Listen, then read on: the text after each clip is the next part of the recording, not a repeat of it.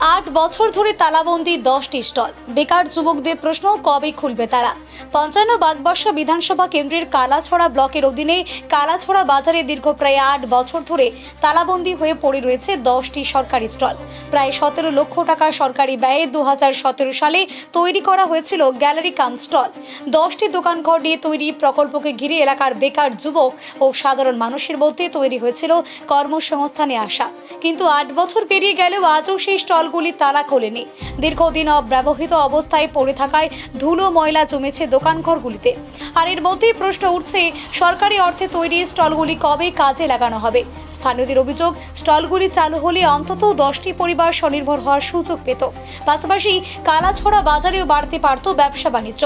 শুধু স্টল নয়, বাজারের আলো নিয়েও ক্ষোভ রয়েছে এলাকাবাসীর। তাদের দাবি, কালাছড়া বাজারে প্রায় 90% স্ট্রিট লাইট অকেজো হয়ে পড়ে রয়েছে। সন্ধ্যা নামলেই অন্ধকারে ডুবে যায় গোটা বাজার এলাকা। এলাকাবাসীর প্রশ্ন, সরকারি অর্থে তৈরি হওয়ার পরও যদি বছরের পর বছর স্টলগুলি তালাবন্দি থাকে এবং বাজারের অধিকাংশ আলো না জ্বলে, তাহলে এই প্রকল্প পরিকাঠামোর উদ্দেশ্য কি?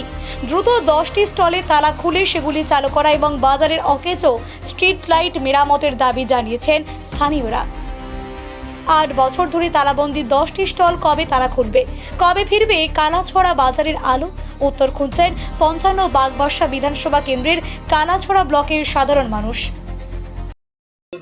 লক্ষ্য করলাম যে কালাছড়া হায়ার সেকেন্ডারি স্কুলে গ্যালারি কাম যে শেডগুলো উত্তরুয়া গ্রাম পঞ্চায়েতের 2017 সালে নির্মাণ করা হয়েছিল, কিন্তু অদ্যাবধি এই শেডগুলো যেভাবে নির্মাণ করা হয়েছিল সেভাবেই পড়ে আছে।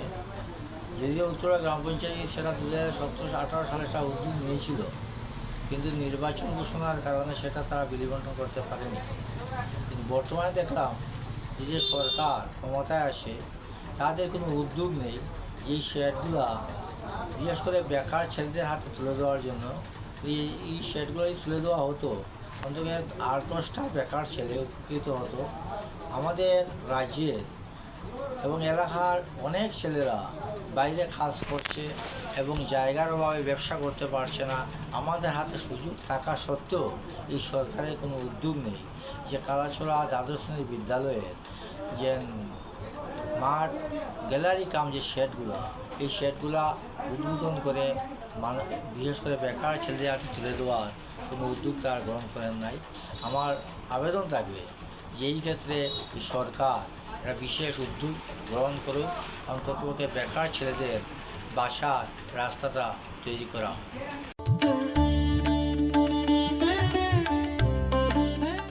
স্বর্ণ কেনার কথা ভাবছেন?